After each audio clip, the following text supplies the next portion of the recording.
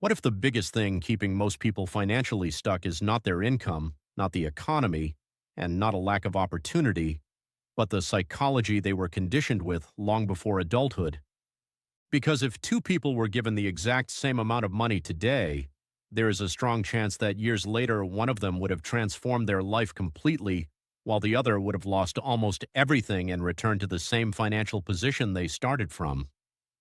And the difference would not primarily be intelligence. So let's find out what is the main reason. It would be mindset, emotional conditioning, habits, identity, and behavior. Most people think money is purely mathematical: earn more than you spend, invest consistently, and wealth will eventually grow. But human beings are not rational financial machines. Every financial decision is deeply emotional and psychological. Behind every purchase, every risk, every fear of failure, and every financial habit exists an invisible system of beliefs developed over years of experiences and conditioning. Wealth is psychological before it becomes financial.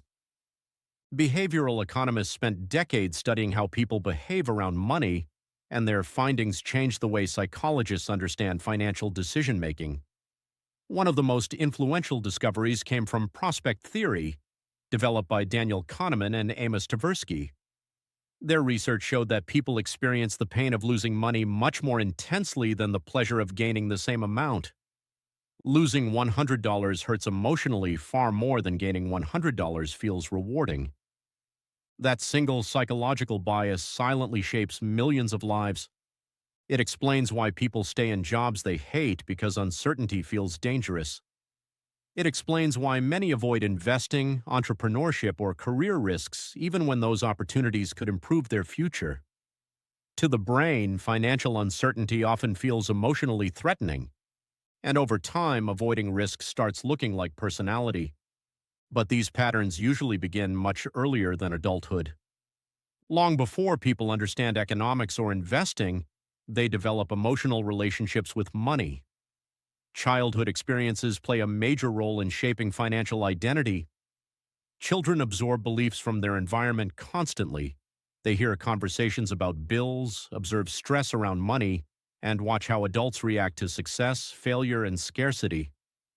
If someone grows up hearing phrases like "money is hard to make," "rich people are greedy," or "people like us never get ahead," those ideas slowly become subconscious beliefs, and subconscious beliefs eventually become behavior.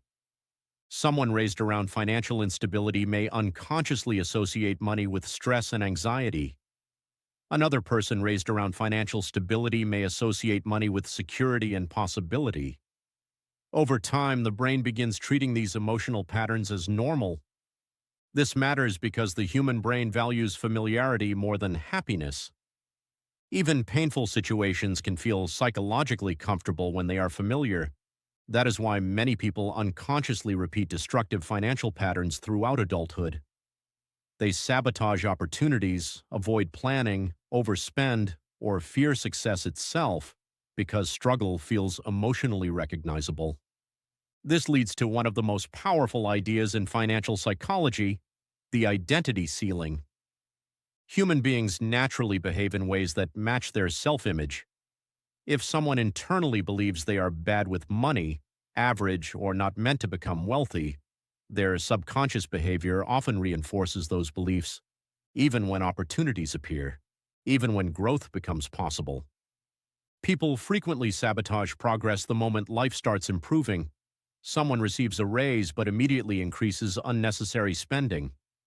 Another person starts a promising business but procrastinates important decisions. Others quit right before breakthroughs because success creates emotional discomfort. Growth challenges identity, and identity is psychologically powerful. Financial stress itself also changes brain function. Researchers studying scarcity psychology discovered that poverty consumes mental bandwidth. When people constantly worry about bills, debt, survival, and immediate problems, their cognitive resources shrink. Long-term planning becomes harder, impulse control weakens, strategic thinking decreases. Financial stress does not only affect money, it affects cognition itself. This creates what psychologists call the scarcity trap. The condition of poverty reduces the mental capacity required to escape poverty. People under chronic financial pressure often focus on immediate relief because survival mode narrows attention toward short-term needs. At the same time, research on mindset shows that beliefs about personal growth dramatically influence behavior. Psychologist Carol Dweck introduced the concept of the growth mindset, which refers to the belief that abilities can improve through effort, learning, and adaptation. People with fixed mindsets often interpret failure as proof that they are incapable. But people with growth mindsets interpret failure differently. To them, mistakes are information. Challenges become opportunities for development rather than evidence that they should quit. This distinction matters enormously because building wealth almost always involves discomfort.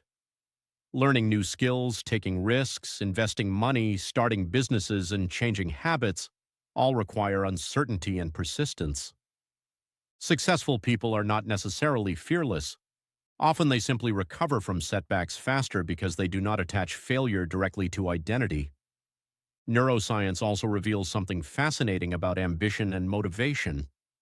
Dopamine, the neurotransmitter associated with reward and motivation, activates not only when rewards are received, but when they are anticipated.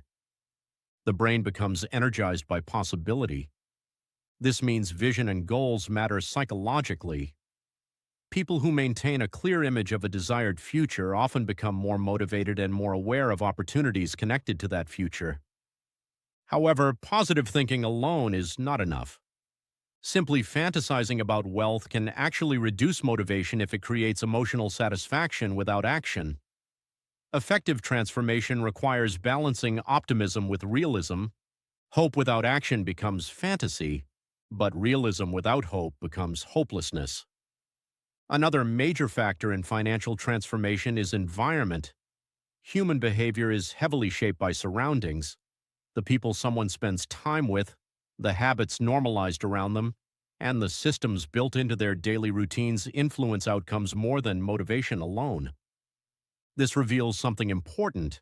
Financial behavior can often be redesigned by changing systems rather than relying entirely on willpower. Automatic saving systems, investment deductions, structured routines. These systems reshape behavior by changing defaults rather than demanding constant self-control. Over time, systems become habits, and habits become identity. This is where lifestyle transformation truly begins. Most people think changing lifestyle means expensive clothes, luxury cars, or appearing successful. But sustainable transformation is much deeper than appearance. Real lifestyle change happens when identity changes first.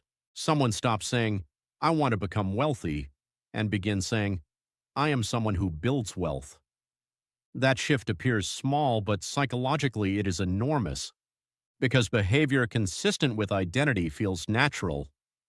Small decisions repeated consistently over years eventually create dramatic outcomes.